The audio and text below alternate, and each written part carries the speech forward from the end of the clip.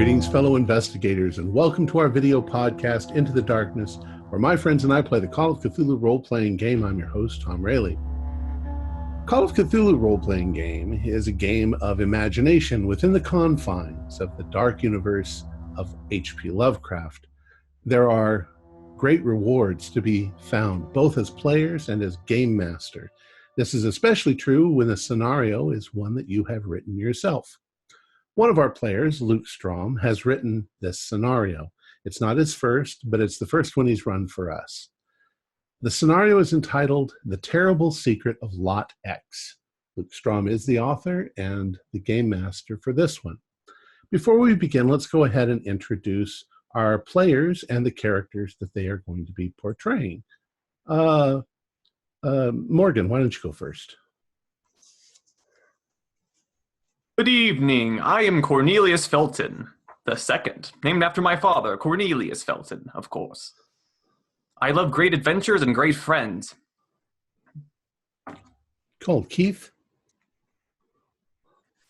Good evening. I'm Randall Eckley, Esquire.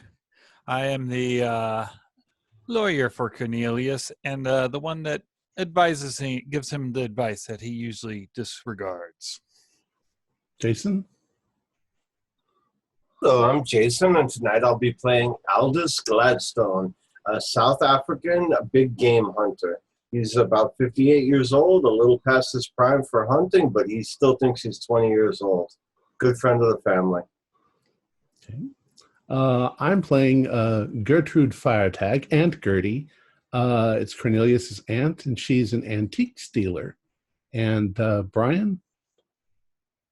Hi, I'm Brian, and I'll be playing a Frank Shannon, who is the manager for the antique store owned by our dear Aunt Gertie.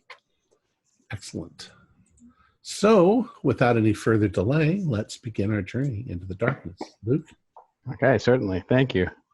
And besides running it for this, I'll also be running it for the Call of Cthulhu Mystery Program, CthulhuMystery.com. Anyways, so to begin with everything, Cornelius, you've been quite a collector of strange and unusual things in your life. All of that family money, it's got to go somewhere. And it happens to be on this fine day, you find yourself attending an auction of the North Cape Auctions and Estates in Arkham, Massachusetts. And today, the auction's been quite a source of unexpected activity. While bidding on a box of assorted, unsold materials from a previous estate sale, a disheveled man in a threadbare suit caused quite a commotion as you had outbid him, and he seemed to have just snapped. In short order, he was physically dragged from the premises straight out of the auction hall, raving the entire time about, that belongs to my body, and things like, the bugs did this to me, just ranting like a madman. They took my brain, just all kinds of insanities. And this bizarre display, it piqued your curiosity as much as it seemed to have visibly disgusted a fair proportion of the well-to-do attendees. The scene itself had brought proceedings briefly to a standstill, but when the bidding began up again, you soon found yourself in possession of two boxes. Pell Estate, Lot X. After resolving all of the financial dealings and arranging to have the boxes shipped to your home, you make your way to the parking lot beside the building. In the parking lot, you see across the way a Model T with police markings parked out front, and a pair of uniformed officers look like they're scanning the grounds. As you make your way to your parking space, from behind a nearby car, that same rabble-rouser from earlier emerges from the shadows. His graying hair is an unwashed mess, and it looks like it's been hastily combed to the minimum standard of decency that would get him in the door. And his heavily scarred face is obviously the only part of his body that has been wiped clean, and you can see that now that he's approaching you. Grime all along his neckline and ears, and as he approaches, with his shirt partway open. He's holding something to his chest and muttering at you, "Look what they did to me. Look what they did to me. That bastard killed me." Make a half education or a any kind of biology check you might have. All right. No, I failed. Okay. So the thing he's holding in his hand, it looks like some kind of an organ, maybe who knows, a cow's heart, a pig's liver, something, and it's wrapped up in this strange, glassy, transparent packaging. But whatever it is, it looks like it's vital and healthy. And he begins to hold it out to you and says, "Look, this is what became of me. This is me now." Oh, my good sir. Officers? No. Listen. Shh. I burned that box if you know what's good for you, kid. Listen. No, but I bought it there. I bought it. You don't have to be such a sore loser. Please. Listen. Who cares? No, you don't. Burn it. It's. You're gonna listen. It killed me, and it's gonna kill you too. Who knows? Even if you stop it, it doesn't matter. The ancient ones are gonna wipe this earth clean. Yes. I'm gonna start walking over to the officers, just calling out to them. He reaches out to grab for you. Are you just kind of trying to run for it? Yeah. Okay. Unhand me. Make a dodge or a brawl check to try to escape his grasp. All right. I actually passed my dodge. Okay. With an 11, so that's a hard pass. Excellent. So yeah, you easily nimbly evade his grimy fingers as he grabs for you. And as you begin to scurry towards the police officers, you hear him say, "He who's not be named, who shall be named, won't be named, killed those boys. It's my fault. You don't know what you're doing." And he begins to, you hear him skittering away from you as you see the police moving in your direction. And they look visibly agitated, and it looks like they see the commotion behind you. One of them shouts in your direction, "Are you okay there?" Yes. I'll be quite all right. There was just a man harassing me in the parking lot. I think he went that way. And his partner rushes off in that direction immediately. You see he's already drawn out a club from his belt and is chasing in the direction of the man, who looks like he's running off from the parking lot towards an alley. The other police officer, uniformed police officer, he makes his way up to you and says, "What did he say to you?" I don't know. He was the man who I beat out for the bid on this lot here. And the problem is he was just rambling. I couldn't understand something about bugs, and he was holding a heart of some sort. I don't know. Talking about it's his fault that some boys died. I'm terribly sorry, officer. I don't quite understand it myself.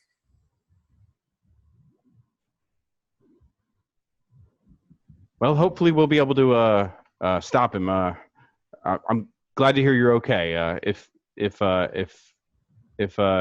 you hear anything more about this man, or if he comes after you again, he hands you a card. Please give us a call. Yes, of course. With that, the police officer returns back to his police car. The other one has run out of sight, and the one in the police car grabs out a shotgun and proceeds to follow in their direction. And with that, you're suddenly left in an empty parking lot with a ticket for Pell Estate Lot X, which is soon to be delivered to your home. Oh, goodness, that was quite exciting. So I'm gonna go back. I'm gonna return home, but I'm gonna make a couple of phone calls because there's some people that quite a collection of strange things. So you give a call to your friends and associates. Mm-hmm. So I'm gonna call my aunt.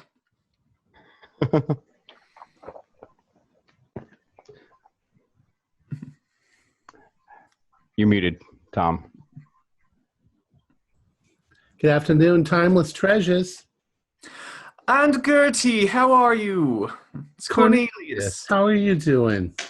Oh, I'm doing well. I've just called to inform you that I have purchased some things from an antique sale in Arkham, and I just wanted to see if you would be interested in coming by and checking out to see if I got my money's worth.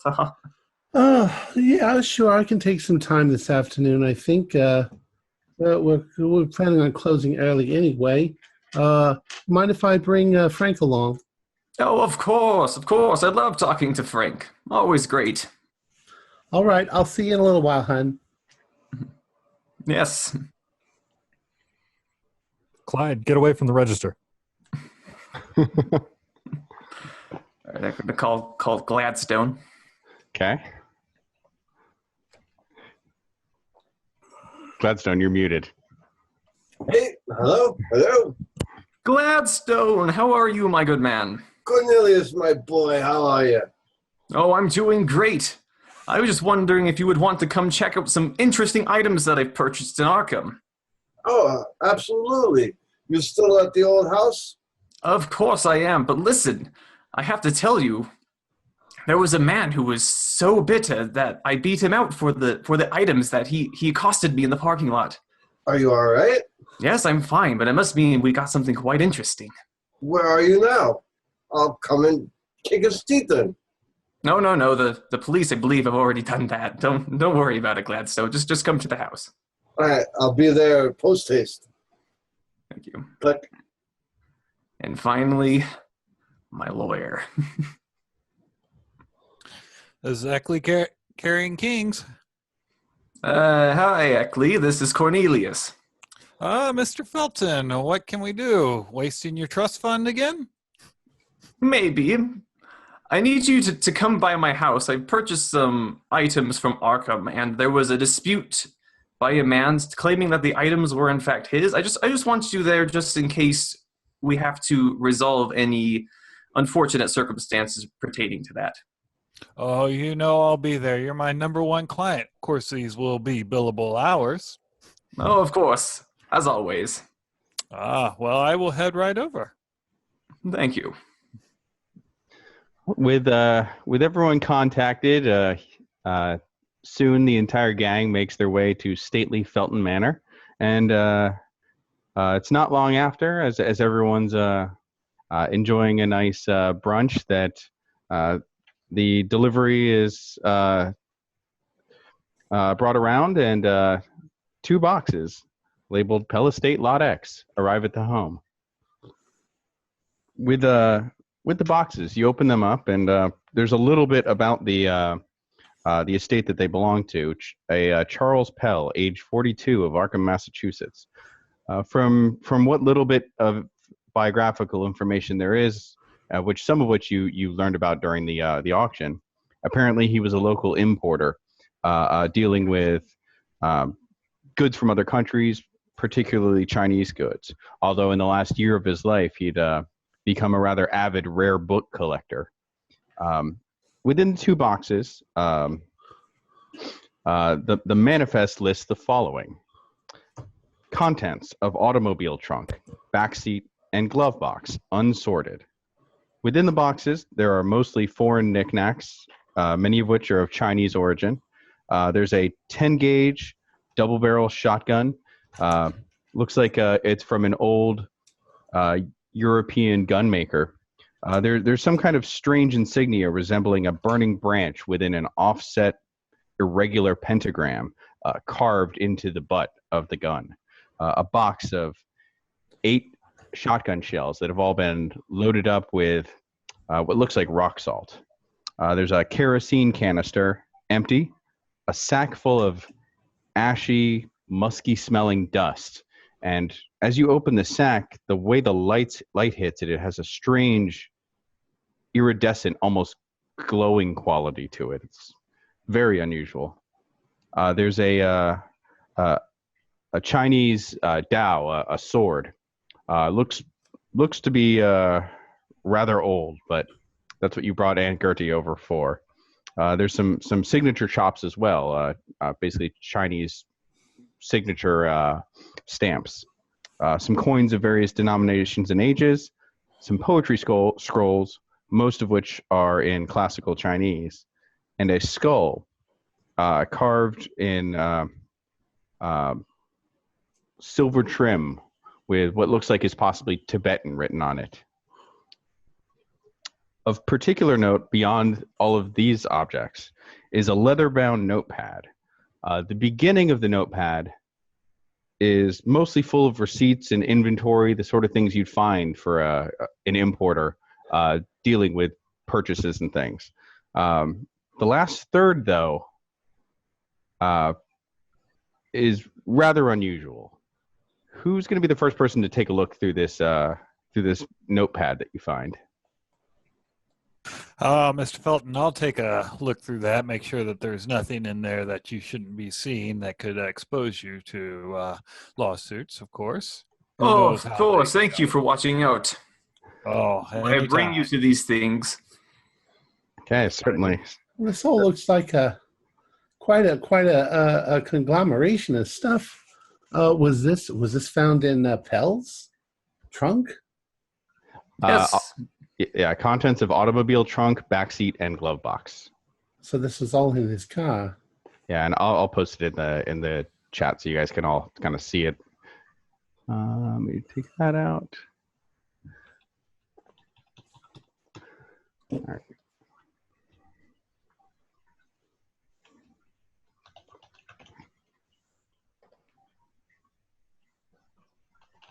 Well, I don't know if any of this stuff could be valuable. What do you think, Frank?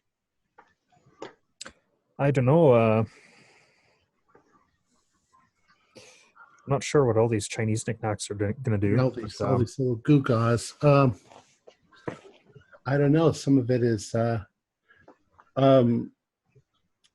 look at that gun. That's interesting. Yeah, you can roll either appraise or if you have shotguns, rifles. Yeah, I have a high in that. Safety first. Make sure it's unloaded. Oh, I'm a professional. Luke, does Gertie know Charles Pell? If he was an importer? Yeah. You may roll intelligence. While he's doing that, I got a success on the appraise roll. Okay. Yeah. So the shotgun it looks like a very nice shotgun, possibly Czech manufacturer. But basically, this thing, it's an old world sporting shotgun, and it was made for a nice family. The carvings in the buttstock, though, definitely aftermarket. Yeah. Like they look like they were carved in there with a like a survival knife or something, just crudely chopped into it. I got a hard success. Okay. Yeah. So you're fairly familiar with Pell. I mean, he was kind of a exotic goods dealer. Like he would sell kind of Oriental knickknacks for wealthy people. He was a snob, is what he was. We tried to do some dealings with him, and he just, I don't know, he thought he was better than everybody else. But, I didn't know he died. I guess it must have been something recent. Well, over the last couple years, like his shop had been closed more and more. It had been open more and more irregularly. So, like, actually, it had been kind of good for you as a competitor. Yeah, like, I thought he was just getting old and. Yeah, and with it, he basically one day just didn't open for months and months. And then, from what you recall, Aunt Gertie, you heard that Pell actually went on a trip to Tibet and then never came back, and died there. Well, he sent some stuff back. Obviously, the skull. It looks like something I've seen in a picture book at one point. My late husband, Leopold, and I did a little traveling in the Orient, looking for antiques and stuff like that. So, I don't know. It's you might have some interesting stuff here. Then again, it could all just be junk. Yeah, do you have an appraisal skill? Oh, yeah. Yeah, go ahead and roll it. And Yeah, I'm sort of scanning. I'm not really looking at anything. I gotta know. Wait. Okay, so looking over this stuff with the right buyers, I mean, this is probably a fraction of whatever he originally had, but there's still a lot of good stuff in here. Oh yeah. That sword is a legitimate Dow. a legitimate weapon from looks like may have been like the Imperial Court or something of the Ming Dynasty. Some of the signature chops are legitimate as well, and the poetry scrolls too. With all this, you think you could easily sell it for $1,000, and that's a lot of money. Yeah. Well, I mean, I don't know that much about weapons and swords and stuff like that. I think Frank knows better on that stuff. Yeah. But I can tell you about the medals, but well, I don't know about all the scribblings on it. The shotgun probably would have sold for good money too before somebody hacked up the butt of it. Well, is it something that we could restore? You know, the province is always exactly what people claim that it is. Yeah. With it looks like something that could definitely be restored. So, Frank, this looks like one of those shotguns I used to use back hunting in Africa. The detail could be valuable to an experienced game hunter or somebody who's into hunting could appreciate it. It might not deteriorate the value. If somebody's going to put it above their mantle, but if somebody's actually going out hunting with it, it could add character to it. Yeah, that's true. I think this model was made in around late 1890s. It's still a beaut. Whoever it is took care of it. It's well oiled and. Yeah. Just as an aside, what kind of action is it? Is it like a break action? Yeah. It's a break action double barrel like sporting shotgun. Yeah, and it's very nicely crafted with like some inlaid metal work. Now make sure that that's not loaded right now, because if that goes off in the house, you're going to blow a hole in the wall. That's the first thing Frank and myself did. I don't like guns at all. I never let Leopold have one in the house. I love guns. Yes, well, the animals that you've hunted and hung up on your wall don't probably love guns as much as you do. Well, if they had a gun, they wouldn't be hanging on my wall then. I just got a picture in my head of your head hanging on one of their walls. It's one day it will be. Oh, Aunt Gertie, stop fussing. It'll be fine. While you guys are going over all of the different things that are included with it, Eckley has found himself a nice secluded place to sit down with that notepad. And yeah, it goes strange from the receipts and the inventory stuff.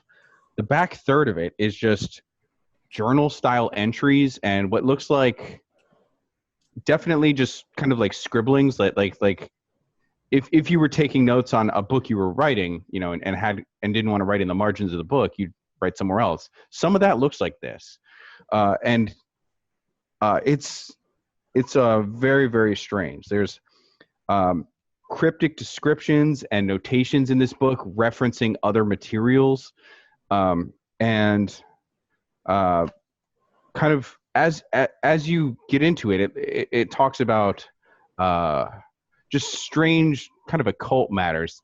Eckley, do you have any kind of familiarity with occult businesses? No, only what I've read in my popular dime store novels. You got 5%. Let's see if you get something with it. You get lucky. No, this looks like a bunch of mumbo jumbo to me. Pretty much. But you're just kind of giving it a quick glance over just to make sure there's nothing legally concerning. And that's when you flip to the back. Just where does it end? And at the end of it, there's what looks like a final note by the author with like a to-do list. And along with that, there's a newspaper entry clipped to it as well. Mr. Eckley, have you found anything that we should be concerned about in that? Oh, I'm digging through here now. It looks like a lot of ramblings and all, and an interesting newspaper article. Luke, is it the child missing article? Yeah. Ah. That's clipped to the very last page of this document. Very curiously, he's made a lot of notes. Seems like he was doing a lot of research, and then at the end, he seemed to have given up on taking notes and just clipped out a newspaper article here. It's about a child missing up in Essex. Sounds very dreadful. Have any of you heard about this, or should I read it to y'all? Well, why don't you read it to us, hon? Oh, of Sure. course. It says, Herbert Barrow, age 10, has been missing for 2 days from his family home in Essex, Massachusetts. While there has been no attempts at ransom and no evidence of abduction, local authorities have not ruled out foul play. He was last seen playing with the family dog in the woods by Lindbergh Street. Detective Herford, the lead officer from the Essex Police Department handling the case, says 2 sweeps of the woods have failed to uncover any evidence of struggle or where he may have gone. A scent hound had been brought in yesterday to locate the boy. The hound was similarly unsuccessful, and police sources indicate that the animal refused to even traverse much of the search territory. Young Herbert's parents are extremely distraught and have offered a $100 reward for information leading to his safe return. Oh my God, I can't imagine anything as bad as losing a child. Oh, I agree. It seems quite odd that he would have that in his book. Oh, Yes, what were his notes about? they were very hard to follow. A lot of them seem to be referencing other books, but without really specifying where the books are. Seem to be a lot of fantastical stories. Something that dreadful author Poe would come up with, and all. Here, let me read a couple of them to you. These are on the last couple pages. Of course, they're a little hurried scrawled, so they could be a little tough, but please bear with me, of course. It says, that insane corpse eater forgot his place and broke the deal. Ugh. He's too smart avoiding police, underestimated him. On last batch of dust should be enough to reveal the den. Dreadful punctuation, doesn't capitalize his sentences. Yeah, underneath that, he has a list here. It says, reminders. Get McLeonard and deal with Geck when we get back. Geck or Jeck? It's tough to tell if he meant. And it says, no bargains. Then last note here is acquire another source for mummy or possible substitute material for the dust. Ghoul ash, perhaps? Obviously, ravings of a madman. It sounds like he's talking about people that he doesn't like very much. Now, one last thing. Below all of his writings there's what looks like is scrawled out a crude map with an X marking a spot. Like a pirate's map. Kind of, yeah, kind of. Anybody who wants to make an education roll can kind of try to see what that map might be. Well, I'm busy looking at all these gewgaws, hon. Okay. I'll go ahead. I am a learned man. Regular success. Yeah, that's fine. So with it, you've been around to a fair number of places in Massachusetts as part of your job, just visiting clients and things like that. Delivering documents and things.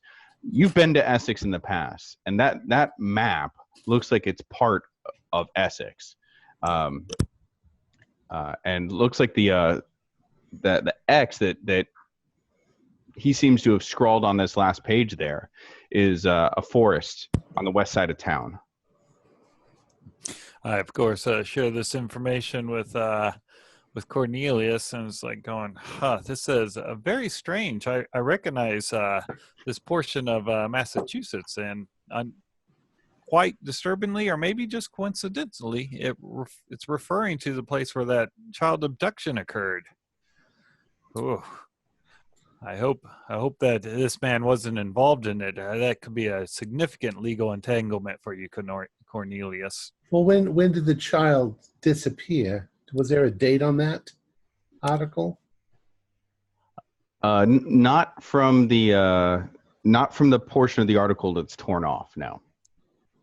Well, how long ago did Charlie Pell die? Oh, with it, from what you recall, he disappeared maybe 6 months or so ago, maybe a little less. So I don't know if there's a connection or not. Anyway, here's a finger trap. That's always fun. No, yes, those are always great, but I feel like that we should perhaps look more into this to make sure that these fine items that I've purchased aren't going to be evidence at some point. Didn't the note say something about a bag of dust? Don't you have some? There's like a bag. Oh, of yes, I have a bag of all of this dust, and look, isn't it odd? Yeah, as So it you pull catches- up the dust, yeah, it's got a strange shimmer to it, like almost like a pearlescence. As you move it around, the colors in it change. Where do you think they could get where he got this from? It's quite remarkable, isn't it, Gladstone? I wonder if there's crushed up pearls in there or something. Try and look at it, examine it a little bit. That's not unheard of. Got a strange musky smell to it, but nothing recognizable. I would keep that to the side for now and make sure it stays secure. Yes, of course. Eckley, since you presumably, I'm guessing, don't believe in crazy madness, so you gain a point of Cthulhu Mythos, but you don't lose any sanity from reading through that crazy journal. Excellent. And When they're messing around with the dust, does it look like any sort of illicit substance? No, definitely not. This looks like it would be painful to snort, but who knows? I mean, it could be, but probably not. Well, I guess cocaine isn't illicit at this I was time. going to say. Yeah. Does it look like any medical substance? Cornelius would most likely recognize if this was cocaine. Yeah. No, it doesn't appear to be anything of the sort. Here, and I'm also going to send just some of the miscellaneous estate notes or notes that are included earlier in the ledger, but these are just incomplete notes referencing other books and materials. Could it be tea? Let me look at that stuff. Yeah. Like Mr. Eckley, can I take a look at that book of yours? Oh, of course it's actually your book, of course. But Oh, yes. here you go. Now This be is careful. why I hire you. And Gertrude, I would advise against drinking the dust. well, I'm not saying to drink, but he has a lot of Oriental stuff here. Tea is a big thing. Maybe this is a bag of some special kind of tea. Oh, well, if it I want is, to at least smell it. Does it smell anything like tea? No, definitely not. I mean, maybe some kind of Weird medicinal tea. like medicinal fermented tea kind of thing. Yeah. I don't know what it is. Strange colors. I want to see if I can recognize any of the language. If I can decipher any of it, especially I want to look at the poetry scrolls. Yeah, sure enough. Make a Chinese. Yes, I have Chinese. Where's my Chinese? Oh, there it is. Yeah, I didn't pass. I got 47 out of 30. Okay, well, it's in classical Chinese, so it's kind of Mandarin. yeah, but like specifically like with it, there's like kind of like where there's a version of it that would be written but would never actually be spoken. It's Right. kind of how classical Chinese works, where that's how it was spoken that long ago, but since then the language evolved, but it's still maintained as like a written language. And the classical Chinese, you're having trouble getting a good sense of it. It's written funny. Yeah, with it you're able to get some vague stuff, like you kind of pick up a lot of Apple blossoms. Taoist themes. Yeah. Returning to nature, things like that. But with it, nothing really that jumps out at you. Okay. All Well, right, they're pretty. So stumbling across this other some of his notes. Can I make an occult roll to see if I recognize any of this? Yeah, sure enough. While he's doing that, I was going to look at the shotgun shells and tell if they're like aftermarket stuff with Yeah. rock salt. I'm not a. I've been fiddling Gun with those. expert, Would they look aftermarket? Yeah. These look like somebody just stuffed them up, maybe as non-lethal rounds or something like that. But I'm going to make failed some my occult coffee. check. I'm going to make some coffee. Does everybody want some coffee? Absolutely, thank you. Yes, coffee sounds lovely, and So I dismiss myself and go out to the kitchen to make some coffee. okay. out of all the things I've read, I don't recognize what he has here. Listen to this. He says, D's Necronomicon is worse than I feared. Too much left out. Must collate with Miskatonic U edition when I have the chance. Dream notes from page 34 dangerously misinformed. A mind portal. Connection between Yellow King and the Unspeakable. Worth risk of reading the play. Page 200 included from other book. Summon the Last Builders. Quite odd. Yeah, these are obviously incomplete notes referencing some other materials that are not in the lot that you have.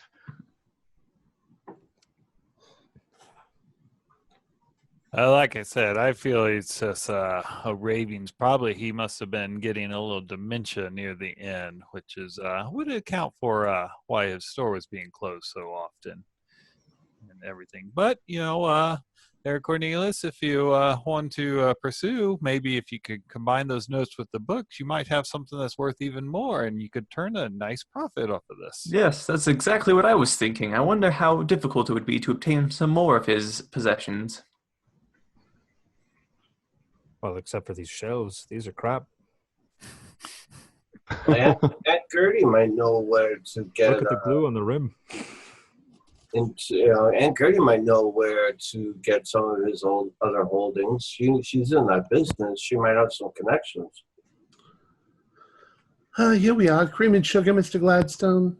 Oh, absolutely. Thank you. Well, Why black, don't actually. I just put everything down here on the table and y'all can get whatever you want? Yes, Black thank you, Aunt. I'm going to go back and pick up a couple of the gewgaws and look at them. Okay. Yeah, I mean, with it, the more time you spend with this stuff, you definitely see this guy was pretty good at what he did. And, the fact that he just let his shop rot away, it's kind of a little jarring to you on a professional level. But with it, yeah, I mean, this is stuff that, he had with him or in his car at least. So It's a terrible shame, Yeah. But it's the way we all go eventually, isn't it? We live our lives, we have some sort of vitality, and then it starts to drain away, and we just let our lives rot. What were you saying, Mr. Gladstone, when I was coming in the door about me finding something? Well, young Cornelius there was interested in possibly obtaining some other items from the competitor's shop, and I said you might be able to. People in the business, you might be able to track down where some of, the contents of his store wound up. You would be the best one, you and your partner, Frank. Well, in general, was there anything else, Corny, from the Pell estate that they were selling at the auction? Was there? Well, with it, the estate auction, from what you had sold or from what you had heard it listed as, this was basically some unsold material. Like there had been a previous auction that had sold everything else. Okay. Yeah. Yes, so, unfortunately, everything's already been purchased. and a lot of times, unless it's an actual estate sale, they don't tell you where the lots are coming from until the auction itself. So it's kind of hard to plan ahead. I suppose I could find out maybe a list of who got other things from the estate, if that's important. Um, There should be receipts. it's probably, most likely, a lot of it was probably bought by other antique dealers around, and half his stuff is probably sold off into other buyers by now. Who can say? Well, maybe he has some notes at Miskatonic University. He was mentioning wanting to go study some texts there. Maybe we should look into that. Before, if we're going to leave or anything, I wanted to take a look at some of the coins. You said there were coins in there?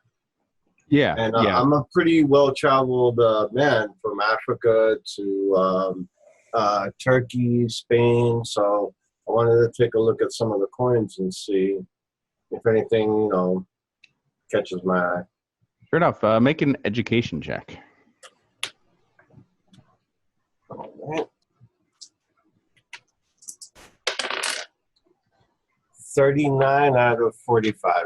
I passed. Okay, so with it, usually geography doesn't interest you too much, except where the best game can be found. But in terms of the coins, you do recognize them. Some of them, they don't look like anything that's currently used, but they definitely look like they're from across numerous Asian and Southeast Asian countries. China, Japan, some possibly from pre-colonial Indonesia, places like that. You see a few that are definitely older, like Ottoman coins, Turkish coins, things like that. A few that look like they're from the Indian subcontinent. So with it, it's just kind of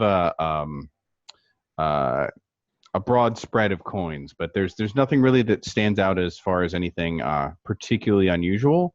The coins themselves, they look like, they probably have collector value, but that's, I guess, probably a little more outside of your purview. They're probably not too much. They're probably not worth much more than what they're originally. Now, see these little ones here that have the holes in them. That's kind of interesting because that's how you would carry it.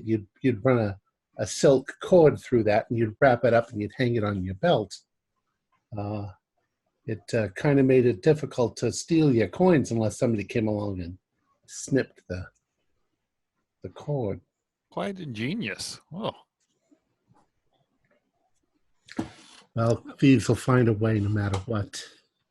Oh, yes, yes. Well, I don't know if you're interested in selling any of this stuff. I could certainly put some of it in my shop if you want. But I know you like to collect this sort of stuff, Corny. Oh, yes. I don't want to sell. I just want to know what I have. The skull is creepy. But isn't it lovely? Isn't it lovely? Well, the silver work on it is kind of interesting, but it's a little creepy, It's real. It's a real human skull. It's not like a carving or anything like that. Yeah, what's the language on that skull? Well, Yeah, Gertie, you would guess recognize Tibetan. it. Yeah. Yeah, Sanskrit. I don't know Sanskrit at all.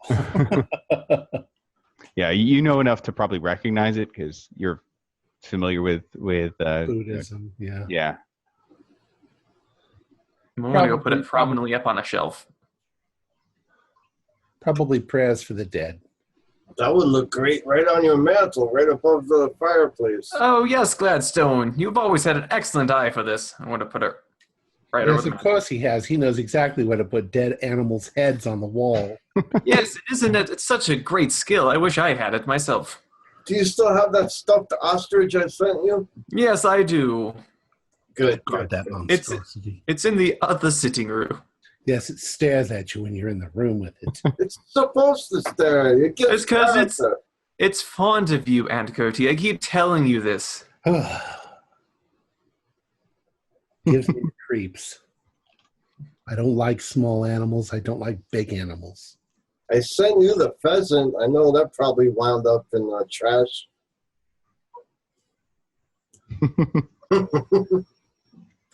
No, it's in the shop. Didn't you turn one of those feathers into a pen? At least it gets some use. It's anyways, just to the GM, do I find anything else weird or unusual or interesting amongst the Asian stuff? Most of that stuff seems pretty normal. I mean, maybe there's something in the scrolls, in the poetry scrolls, but nothing that really jumps out at you.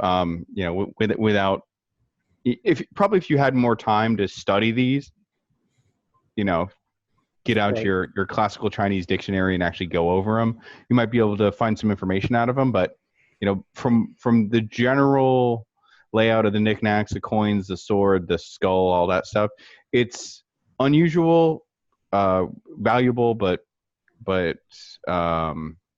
It doesn't have any really unusual significance. yeah, not exceptionally so. Is any of it like solid gold or? Not really. I mean, so some of the coins look like they're probably high silver content coins, but with that, the actual skull itself is worked with silver, and the shotgun as well has some silver and gold inlay in the actual engraved barrel of the gun. Not like a large amount, just kind of decorative. But that's just kind of in general going towards, by and large, the stuff you've got is interesting. They're just curios. But yeah, they're curios. They're curios. So, Luke, with I have navigation, tracking, I'm familiar with maps, and I wanted to take a look at what Randall was talking about with that forest and the X and the map. Yeah, sure enough. So you can work with him and try and, he's more familiar with the area. I'm good with mapping, so maybe we can come up with a little.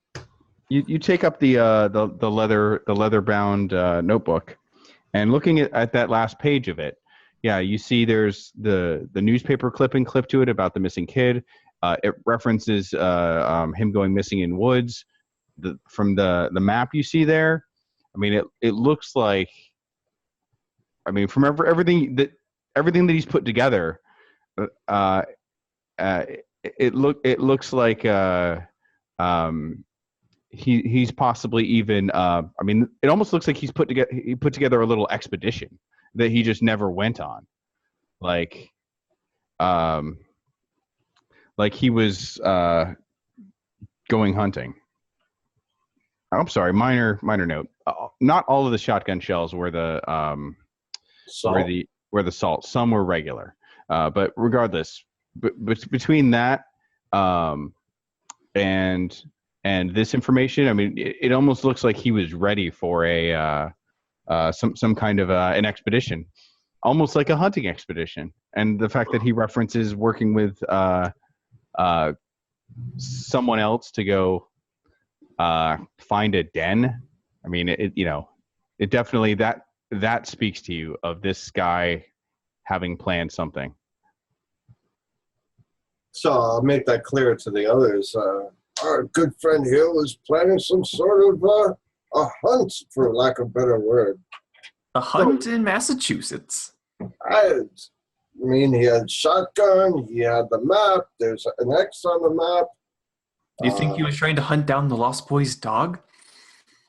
I don't know. Maybe if somebody took the kid, maybe their hideout. Maybe. I'm sorry. Maybe he found there was some kind of predatory animal that lived up there. Then he believed got the child, and he felt he would take vengeance on it or protect others. Very true. And what did that notebook mention? Ghoul dust? Yeah, but Something like that. Say something about that eating a person or He talked about something about a cannibal of some sort. Oh yes. Here, let me look back ahead. It talks about a corpse eater forgot his place and broke the deal. It seems very, very odd, and he's too smart avoiding the police. The last batch of dust should be enough to reveal the den. So a den, but I mean, avoiding the police, I mean, that kind of pokes a hole into my theory. Well, back in Africa, I heard some stories about witch doctors that would eat the dead body of their enemy to get their power. I don't know if that has anything to do with this, but it's That's not gruesome. unheard of. It's just a fact of life back in the Dark Continent. It's not widespread. Very, very few tribes even do it, but it's not unheard of. Well, aren't you glad he didn't go about eating his competitors then, Aunt Gertie? I don't know. This is kind of a disgusting subject. My guess is that all those things are just referencing. He's just calling them nasty names. And I think that what did you say, gold dust? He probably means gold dust. Do you think that's what that is? Well, it's not gold. Oh, he actually says ash, but he could have easily been mistaken, I guess. Ash. Yeah, he calls it. Well, actually, he says he needs to get some goulash, perhaps. Oh, here we got this very creepy skull. I hope that those aren't like somebody's ashes. Oh, What kind of person's ashes glow like that? They must have been quite remarkable. Well, like I said, they could have crumbled up some pearls or maybe some semi-precious stones. Maybe might be there's some chemical or something in there.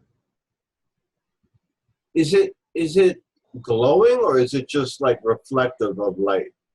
The ash itself,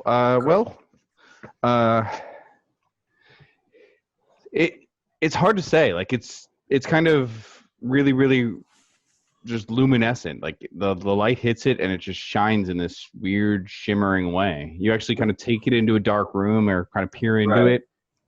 There is there's not a glow to it at that, but basically any light hits it and it just shimmers. Nice. But it does in the dark it's not glowing. No. Okay. so it's almost like a glitter. Yeah. Okay. Well, maybe it was, I don't know, some kind of storage material. I'm going to actually roll up my sleeve and stick my hand down in there. Oh, hon, don't do that. Shit. That might be some dead guy. There could be diseases in there. Okay, so it's a risk I'm willing to take. you stick your hand in the bag of dust, and you kind of pull your hand out, and as you do, your entire hand is just shimmering and glowing, and it itches a little bit, but Oh my God! Go wash that off. Dust that back into. You never know. Maybe that might be worth something. Dust your hand back into the sack first. Yes. I agree with Gladstone. Don't worry, Aunt. I'll be fine. I'm going to start doing that. But it might have something like lye in it, and it's gonna eat into your skin. It's gonna burn you. I don't know. Oh, if it does, it'll be quite the story to tell. Won't it be, Gladstone? That's true. That is true. Frank, I think my nephew's an idiot. What was that, Aunt Gertie? Did you say something? Yes, I said go wash your hands. Yes. After I get most of the dust off, I'll go Hmm. go wash my arm. I did just fail a chemistry roll by a very narrow margin. okay. Well, with it, Of course, the other thing is if that's lye and he had lye on his hands and he put his hand in the water, it would be worse. as far as the chemistry, I mean, it's nothing you recognize normally. But as you're kind of sorting through the bag, you see a couple of little things that stick out in it, but you can't quite place what it might be. It almost looks like there's little some of the granules are like maybe crystals or something bigger than the rest of the finer powder, but you don't recognize it. With a natural world. Yeah, go for it. Yeah. Ooh, 01. Okay. I wasted it on a dust. Yeah, so Frank and Aldous are looking at this dust, and Aldous is just staring at it, takes the bag away, and Is kind of that salt? jostles it around and begins pushing his finger through it a little and shaking it up, and he's like, "Is that those are definitely flex, maybe bone shavings or something like that. That almost looks like a small piece of skin. There's definitely faint, small remains of. I mean, you spent time out in the in Africa, and you know when a hyena eats its prey, it will eat the thing bones and all, and then just crap out a pile of basically like calcified bone flecks and things like that. You've seen all kinds of strange things like this, and it almost looks like elements of something like that are in here. Maybe it's animals, maybe it is people, who knows, but there's definitely something that was once alive that is a component of this. Yeah. Sorry. No, I was going to say, Cornelius, my lad, you have a nice big bag of animal or people dust. This is skin and bones, and I tell the story about the animal eating and pooping it out. I don't know, and I hand you back the bag, but there's definitely bones and skin and cartilage and all sorts of good anatomical parts in here. Oh, how interesting. I'm going to set it down and go wash my arm again. Thank God we didn't make it into any kind of tea. I almost tasted it.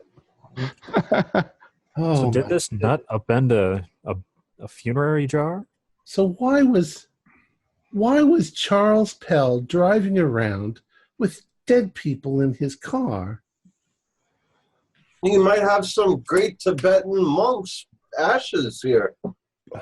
You might have the Dalai Lama's ashes in a bag. Well, it'd be the first time he got to drive around in a car. Oh, my goodness. What did Maybe you that's a find skull. here? Maybe. Well, it's nice enough, the silver. I mean, it definitely wasn't just some monk. It was definitely a special monk. Oh, make your own provenance. You have the priestess, princess, whatever. It suddenly occurs to me, Luke. Mm-hmm.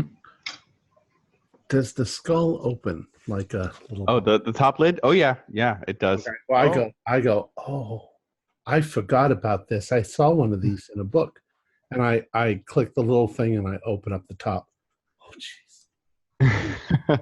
It is blessedly empty. It's like a salad bowl. Maybe that dust is it's supposed not to go too inside. deep, but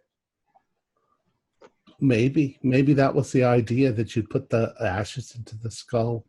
You could eat his cornflakes out of this in the morning. Oh. Ever since that dreadful man Kellogg invented those things, that's all I ever hear is cornflakes. Have you ever tried the cornflakes, Mr. Gladstone? No, not recently. Might as well eat cardboard. Coffee and bread. That's a good man's breakfast. Maybe bacon if you can afford some. Or find some in my case. Well, hon, what would you like to do with this stuff? Oh, well, we can put it in with the ostrich for now. You can put it in with the ostrich. Oh, come on, Aunt Gertie. It desperately wants to see you again. No. Well, I don't care. I really don't care. It just gives me the creeps. She never got over. Oh, sorry. Creeps. She never got over the last time I hid behind it and pushed it towards her. Oh, yes, that was the greatest laugh I think I've had in a while. I think I still owe you for that china set she dropped when I spooked her. I had forgotten about that. You know, Mr. Gladstone, you shouldn't scare old ladies. I know, but how many times did I send you something from a country I was visiting? No questions asked. Little packages would appear at your shop, free of charge. And that's why you're still here. So I say adventure is afoot. Well, should we move this stuff into the other room, or?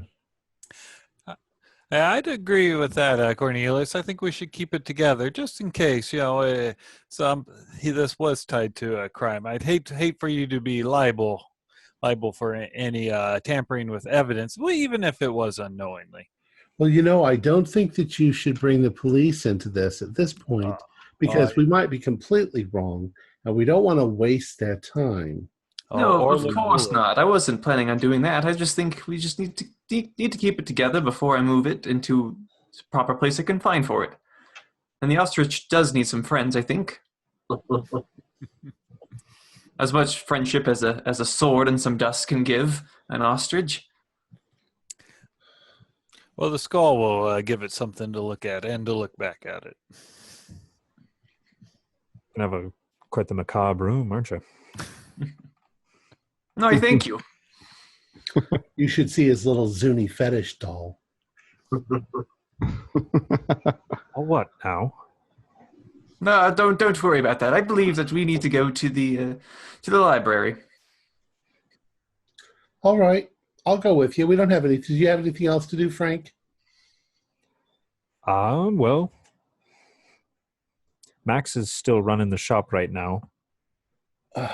I should probably stop by and check on them. Well, let's just close the shop at this point. It's getting late anyway. We're not going to get any more customers. The season's over with. While they're talking, I want to go get right, the little fetish doll to scare Aunt Gertie with it. But if you still have that shrunken head. Okay, so Felton's going to go grab himself his fetish doll while Gertie and Frank make plans to head with him to the Miskatonic U library. Okay. Yeah, we're all meeting up at the library, right? Okay. Is everybody going? Yep. Yeah. Aldous and Randall? Okay. So yeah, everybody gathers up, and after a quick scare with a fetish doll, everybody loads up in their respective vehicles and makes their way over to Miskatonic University. GM, what's the date? For today? For the game, yeah.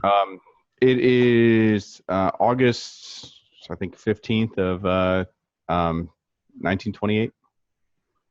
All right.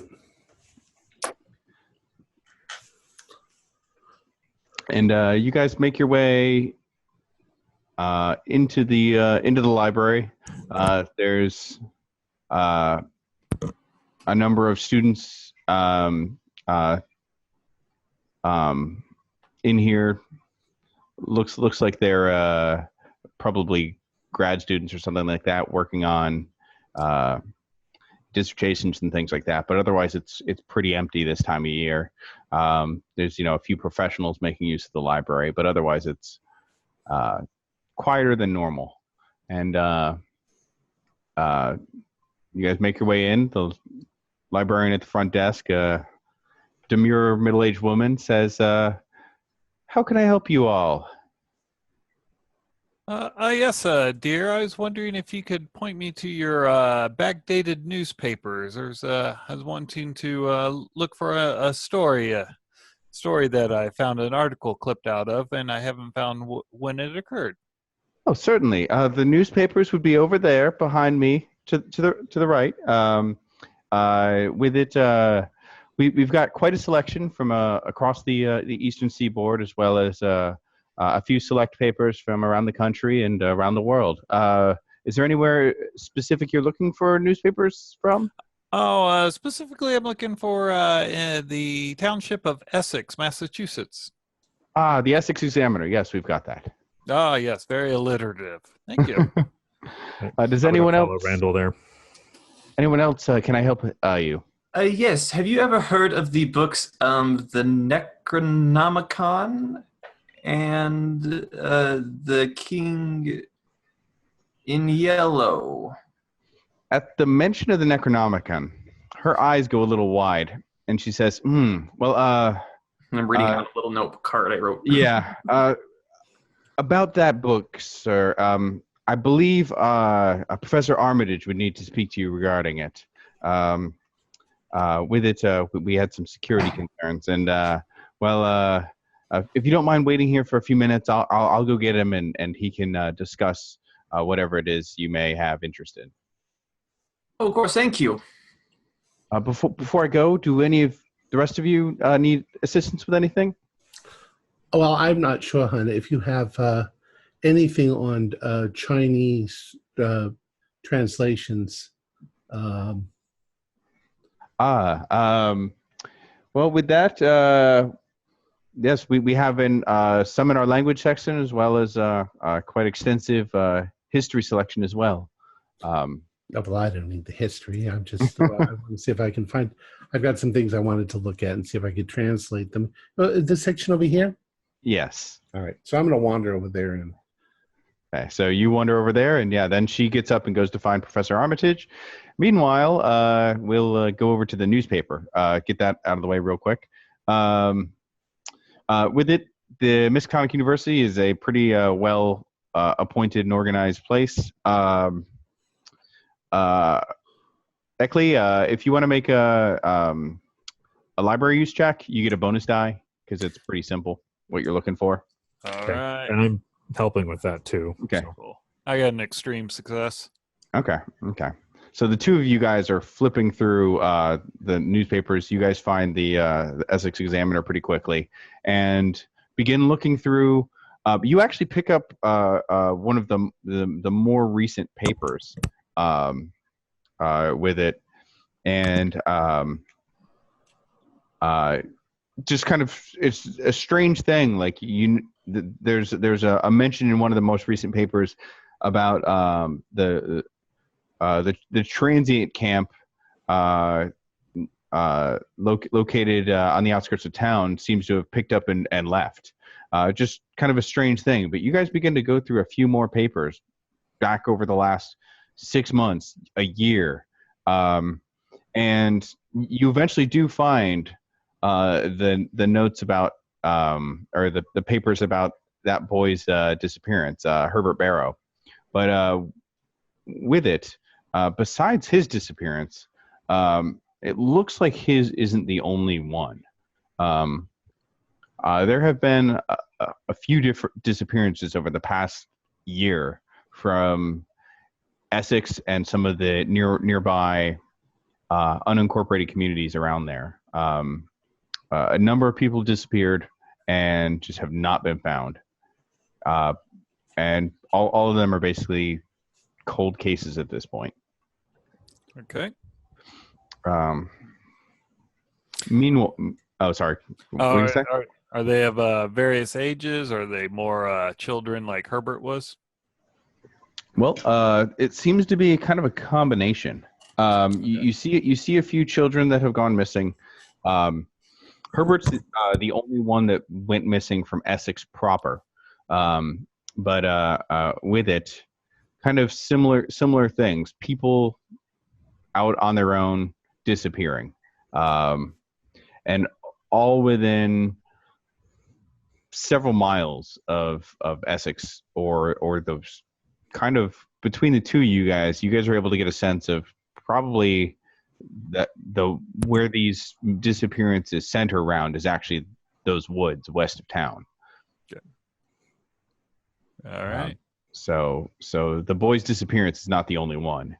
He's not the only boy to disappear, but looks like there are some signs that you see from these newspapers. Some reports as well of transients complaining to the police about being attacked. Okay. But it doesn't really seem to come too much into the upstanding citizens of town really recognizing any kind of a greater problem. All right. Sounds It's good. a bit of a grim picture, don't it? Yes, And, it does. And then bringing us over to Cornelius. Eventually, a gray-haired older man in a tweed jacket, classic picture of New England academia, makes his way out and introduces himself to you as Professor Armitage. And he says, my boy, I understand you have interest in a certain book. If you'd like to come with me, I'll speak to you in my office, and we can discuss it there. I prefer we have this conversation privately. Oh, that's quite a lot of precaution for a book. When did you say, Gladstone? Yeah. What? Strange. Very peculiar. All right, well, if we need to go to your office, and to your office we will go. He leads you with him off from the side of the building and makes his way into his office, which is fairly well appointed, but seems to have kind of collected a recent layer of neglect over it. Like he's been pretty preoccupied recently. And he sits down behind his desk, lets out a weary sigh, and kind of motions for you guys to sit at the chairs across from him in front of his desk, and says, "Please close the door, and we can discuss." I seal the door and I come back to the seat. Okay. When you guys sit down, just mask drops away from him, and he just looks weary and tired and a little scared. And he says, I don't know where you heard that we have a copy of that book, but what do you want with it? Oh, we were, I've recently come into a collection of items that included a notebook, and the man was referencing something from it, and we're just trying to see where we might be able to find the rest of his belongings, and seeing if this book had anything to help us with that. What was this man's last name? Pell, I believe it was. Hell. Okay. Charles Pell, he's from around here. Did he ever introduce himself as Whately? Not that I'm aware of. He kind of sits back in his seat, looking a little relieved, and he says, I don't know whatever your associate, your friend, or whoever is mixed up in, that book is dangerous. And I know what that sounds like, but it's true. How can that book be dangerous? Well, it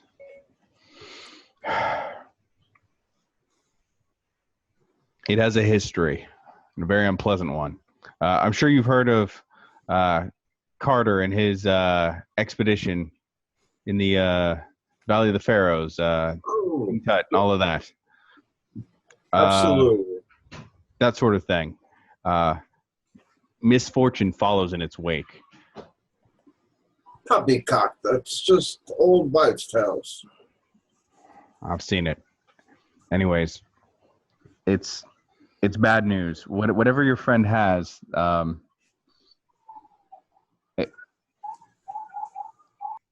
if you happen to have, I would convince him to hand those books over to us. We can keep them safe, but with it's trouble. What is it you wanted with them? Oh, well, we're just trying to see what he was studying. We're trying to, just research it. I've just bought it from his estate sale. He passed away earlier this year. I'm just trying to just follow some stuff from it. I like to study things. There was also a reference to something in yellow. Yeah, something about a ruler. King. King in Yellow, King of Yellow. Something like that. I've heard of it, but never read it myself. I'm not too familiar with it. Sounds like your friend has quite an interest in dangerous and unusual books. I'd, for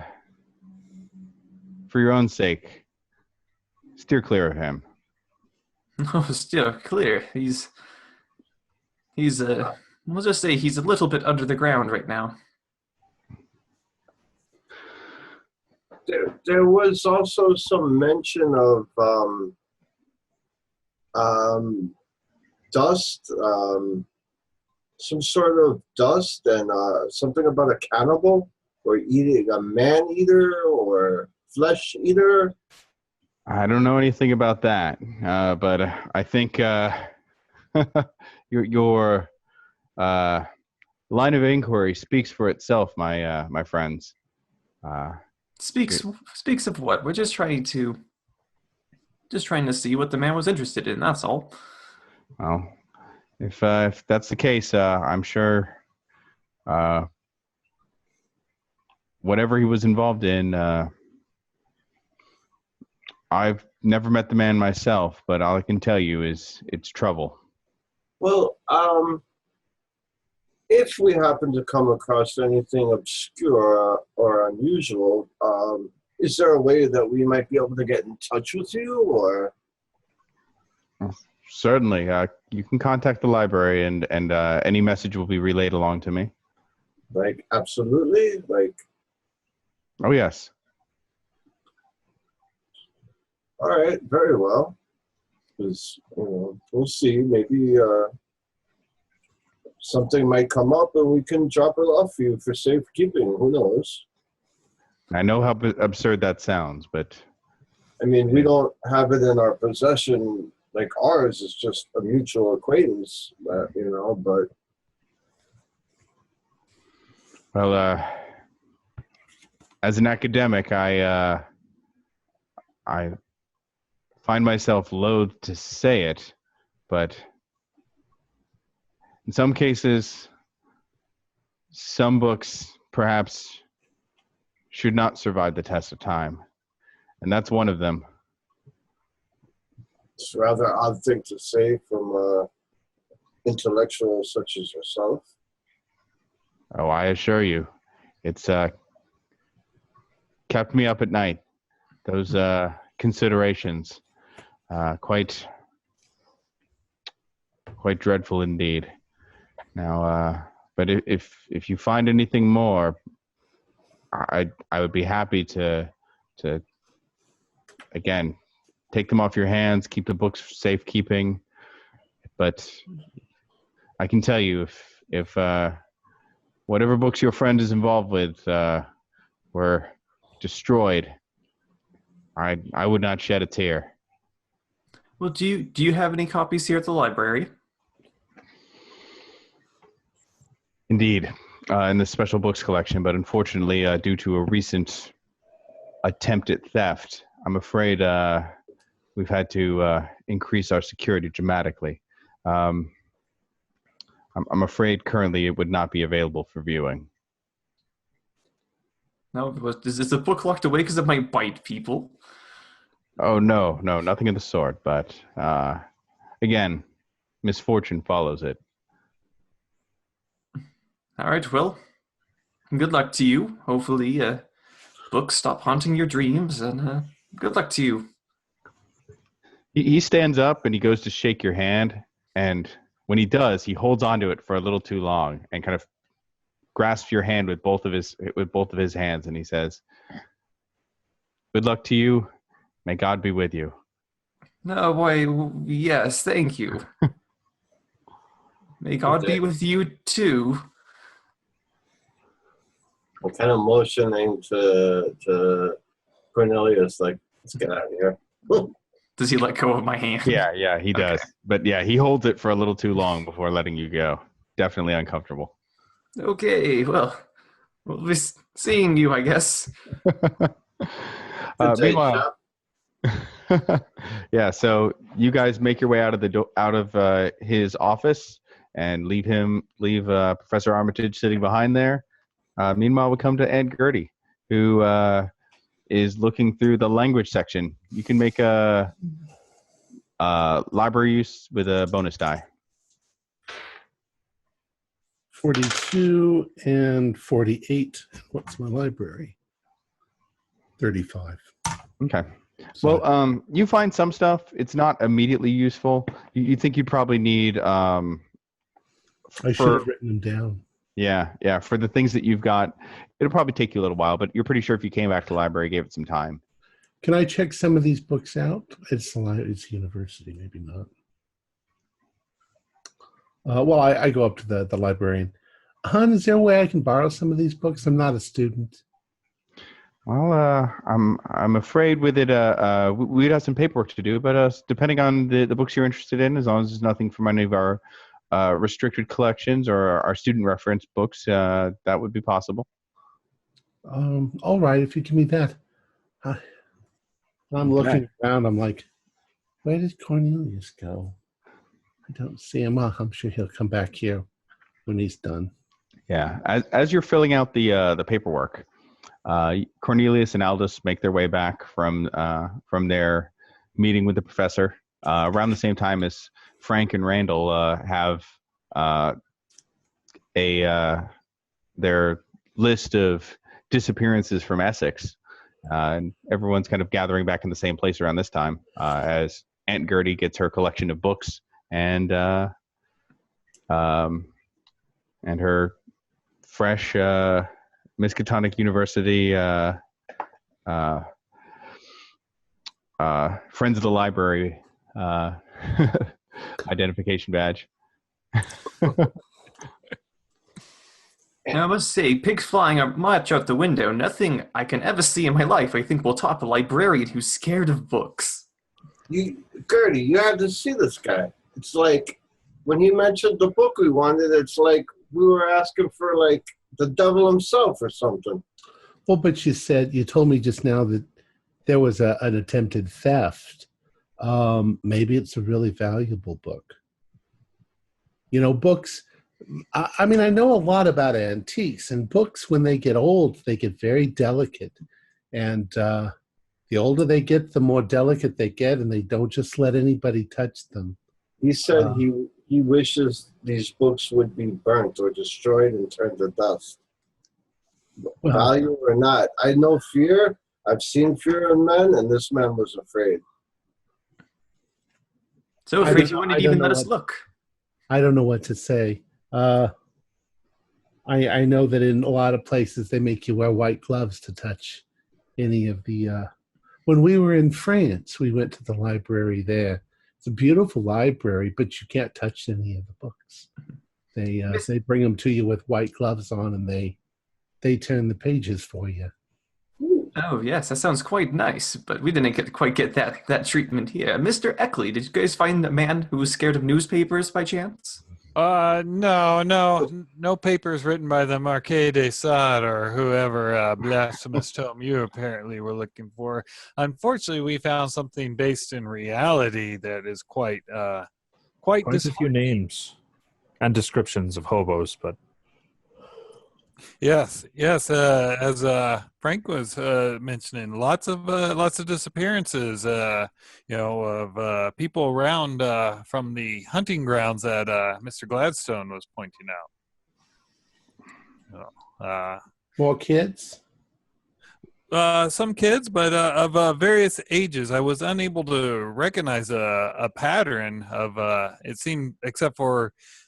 Most of the reports, of course, these were just in the paper, didn't have any law enforcement, but it was just people on their own, so almost crimes of opportunity. About how many? Oh, sorry. I was going to say, Frank, what have you been up to?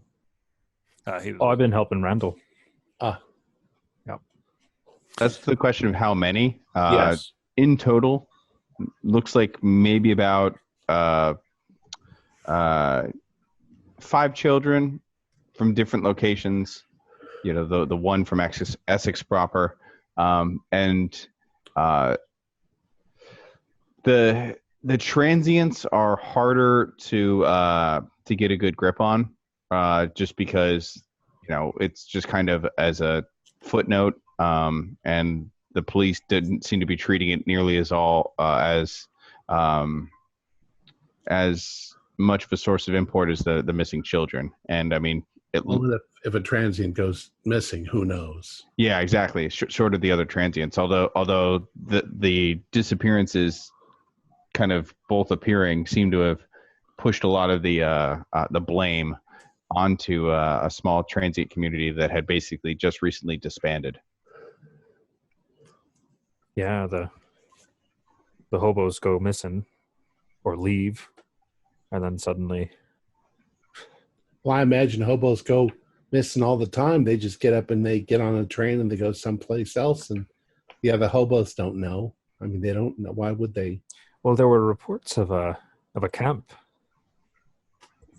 out near the woods, and then that disappeared. They either moved, picked up and left, or. So, am I understanding this correctly? That you guys think that maybe Pell was involved somehow in this? Unfortunately, that is the conclusion I'm coming to. Either that, or he was envisioned himself as some sort of avenging angel, and that he was going to go up there and set things right on his own. But if he knew something, why wouldn't he tell the police? Well, if we look at his notes, he obviously wasn't in the greatest state of mind. Yeah, it's a nutcase. Does it say anything there about putting large stuffed animals in his house and skulls from Tibetan? Those are perfectly natural things. Yeah. Uh, Well, So- what next, boys? There are some strange paperweights out there. Was there any more disappearances after the transient camp left? Did we notice? Yeah, with it, that was a couple of the children were after that time.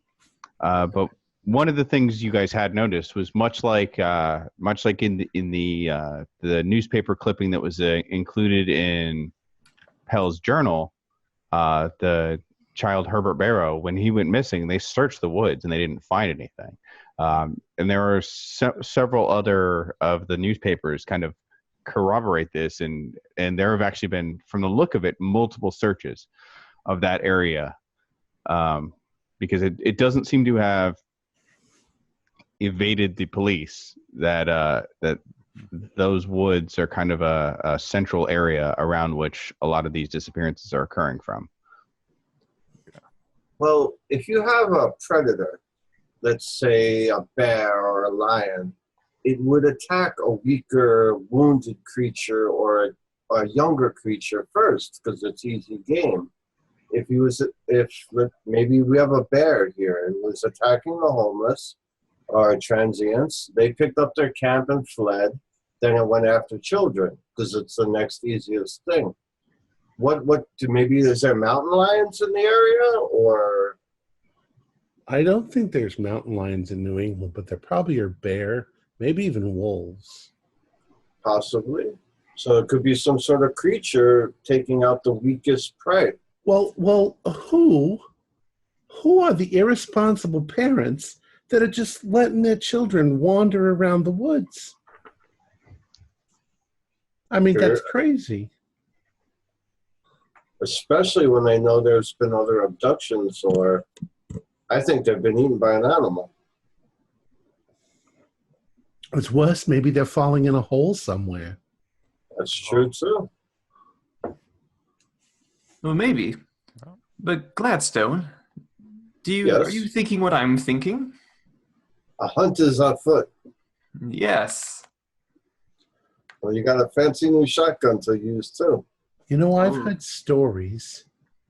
I've heard stories about, you said a transient camp, and not everybody knows the difference between a transient camp and a gypsy camp, because there might be gypsies, and gypsies sometimes steal children.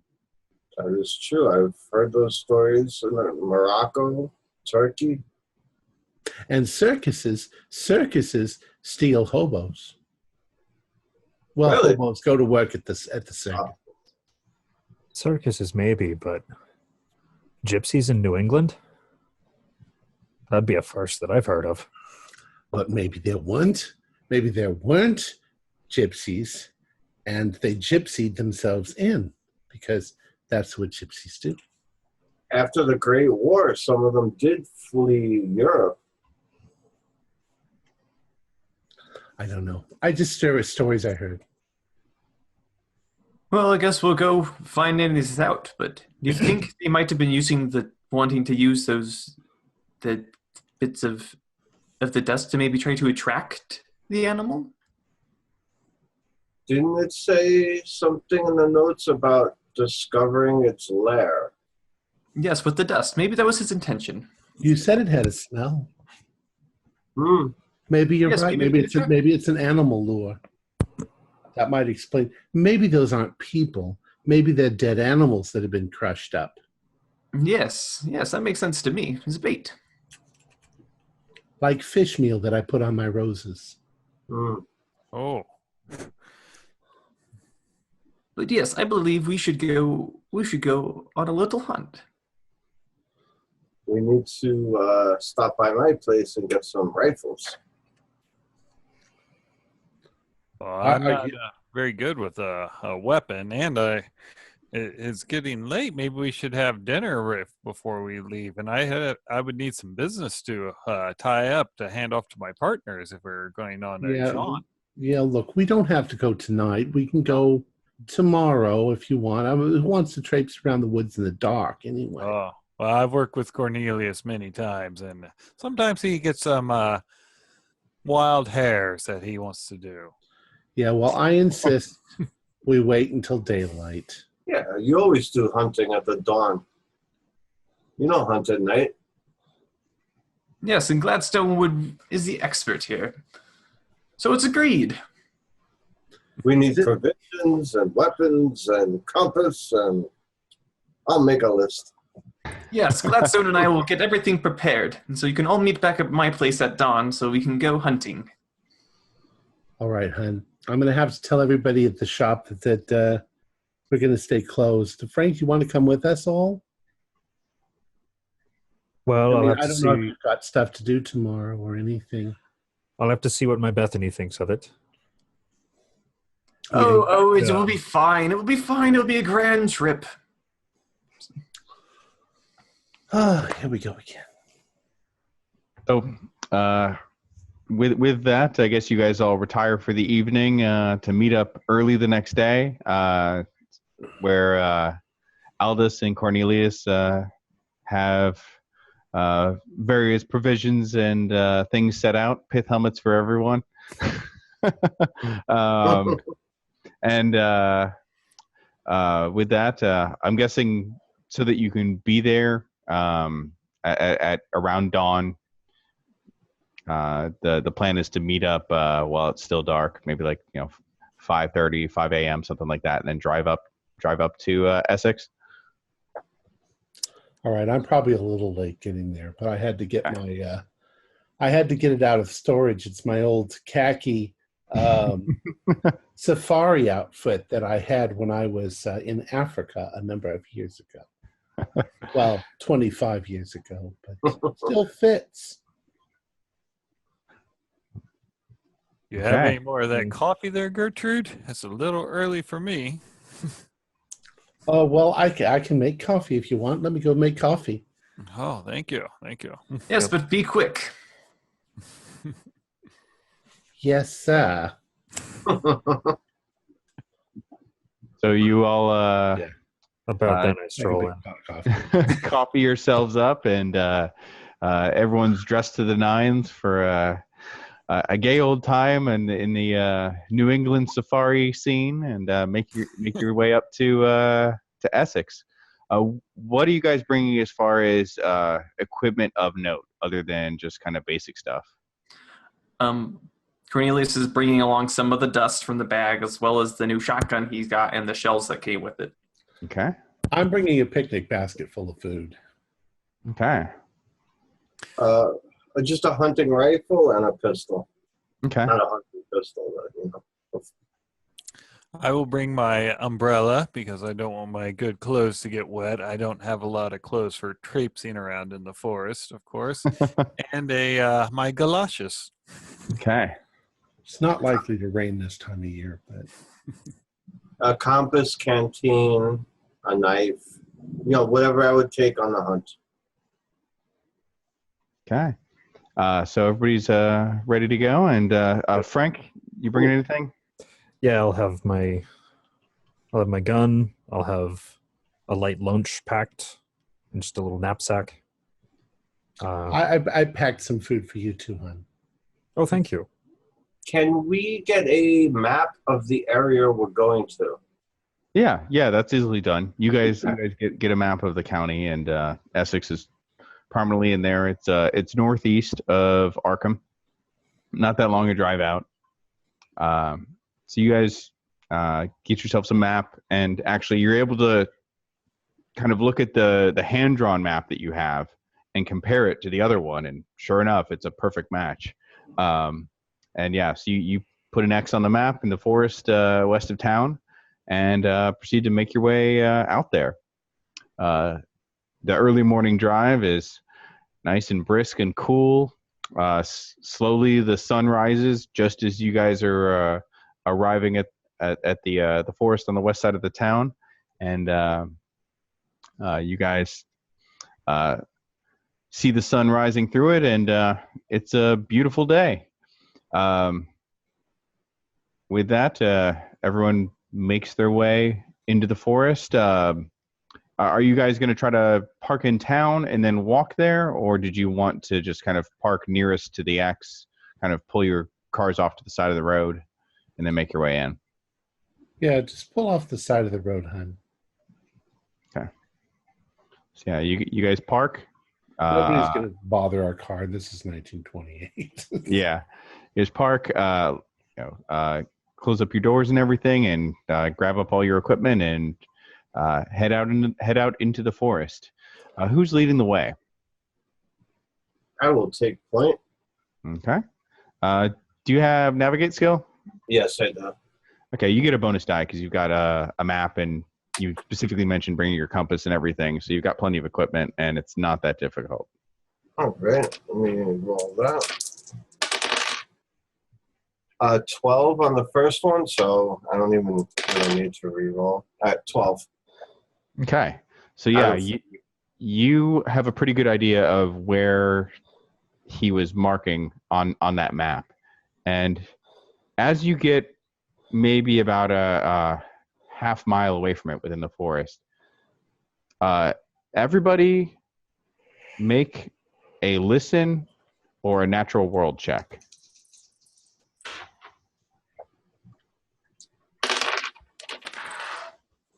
I fail. I failed. I passed a 44. Or what was it? Natural world or what? Listen? Natural world or listen. Trying to see which is better. Failed to listen. I passed. Okay. With which one, or with both? Both. Oh, okay. Excellent. So yeah, that you're used to this kind of thing. You're tracking your quarry. It's an unusual situation. A picturesque New England forest, but the basics still hold true.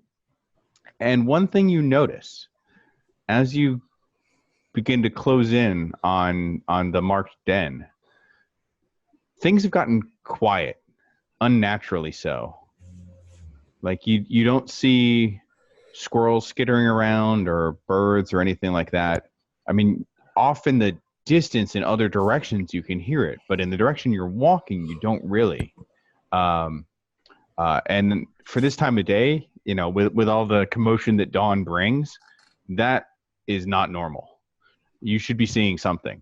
And I mean, you did on the way in until, like I said, about a half mile away or so, it all goes quiet. The trees, nothing looks really out of the ordinary. Like the trees look okay and everything looks fine, but it's just quiet. Whereas I should be hearing birds chirping at the morning light, I don't. Exactly.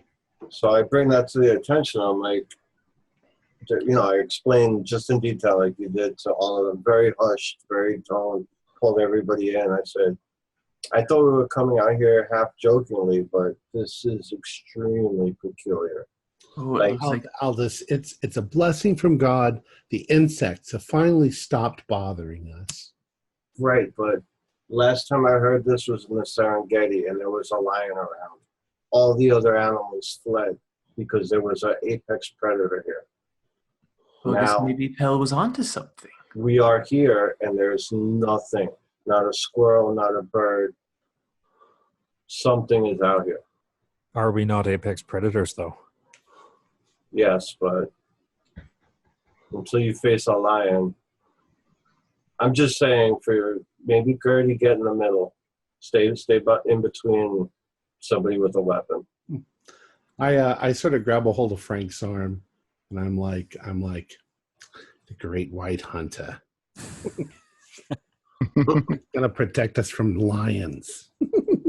Not saying there's a lion here, but there's definitely some. It's strange. I know I joke, but when I'm on the hunt, I'm all business. Well, I sort of lean down and I pick up a stick on the ground, a hefty stick, and I'm saying, at least I can poke the bear if he comes at me. I pull out my hunting knife and I hand it to you. Oh, Hunter, I don't want the knife. He says, if he comes, and I reach in my blouse and I say, I'll just shoot him with my Derringer. Oh, Yeah, so I'm gonna tuck the.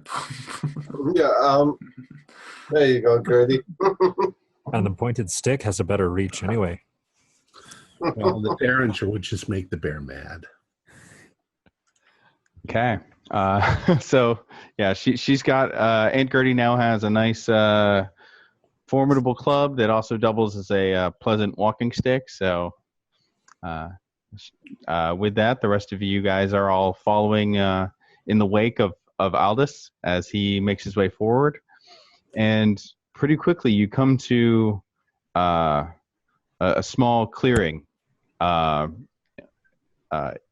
and you have a sense that this is probably about the area where that X was marking. You don't really see anything that jumps out of the way, though. Just grass and plants and bushes and flowers. I mean, Can I make a tracking roll? yeah, go for it. 8, I failed. Okay. Well, this looks like a good spot of any to see if it will come for our bait. Yeah. So with it, you're not seeing anything as far as the tracks are on the ground or anything like that. How badly did you fail your track roll? Oh, 87 out of 50. Okay. No problem. Yeah. Yeah. So with it, You could push it. I could. if you want to, it's up to you. Yeah, I'll push it. It can be disastrous if you don't. Let's see. You're gonna look at the ground extra hard. 16. Okay. So, what's strange isn't the lack of tracks around. What's strange is, as you're walking around, the grass and the leaf litter and things like that springs up as if you were never here. Really? So now, can I actually show somebody else that that's happening? Oh yeah. Is it that noticeable? Yeah. Who knows anything about the woods here? Or, Not me. well, you know, Not too much, no. can I jump and it still covers it? Like actually jump up and down and try and leave a footprint? Make a luck roll. No, like if I just do it lightly, it'll still cover? That's my point. Yeah, no, it's okay. Make a luck roll. Right. Oh, crap. No, 90. Oh no. Okay. Well, Cornelius, but before I get to Aldous, what were you saying about? Cornelius thinks this is a great clearing so we can see the animal that will come for this nice animal bits that we have brought with us from Lot X. And so I'm going to start sprinkling that kind of in the middle to try to lure it. Okay. Okay.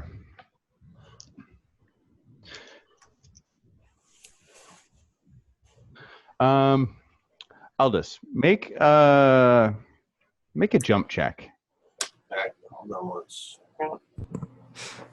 Because basically Cornelius begins to like reach for the dust in the bag and begins to kind of put it out there in the clearing as you're kind of jumping and testing this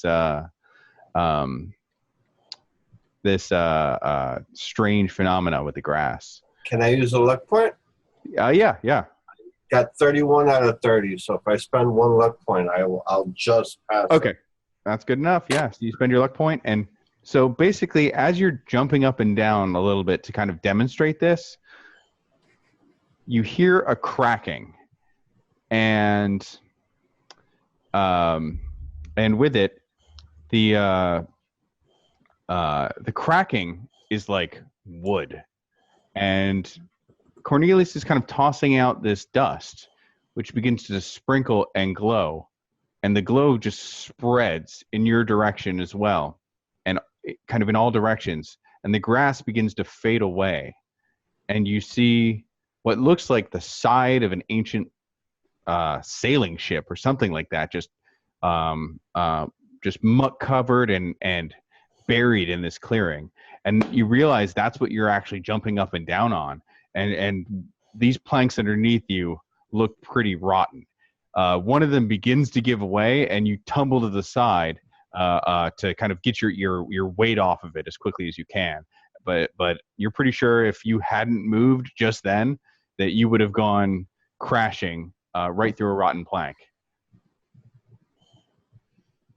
I'm like amazed. What was that? Yeah. Everybody make a sanity roll. Yeah. I failed with a 98. I passed. If you fail, you just lose 1 point. Right. But it's, Passed. where there was a normal grassy clearing, a huge chunk of the grass is just melted away. And there's just this covered, it looks like the side of a sailing ship. Oh my goodness. What? Let me reiterate, my friends. There is something here. Oh, Say. what gives you that impression, Gladstone? But how is this possible? Am I standing up on it still? Yeah. Like, Yeah. Sure enough, you are. I just kind of like, look, what the hell is this? Do you think there's an opening? As you guys look around along one part of the ship, it looks like there's been a crudely crafted wooden hatch that opens up. This is like witchcraft or something. How is that possible to hide that ship? It's obviously I've got a hold of. I've got a hold of Frank. a trick of the night. But while I'm saying that, I kind of carefully creep up to the hatch and I look. Is there like a hasp to open it, or is it a visible lock?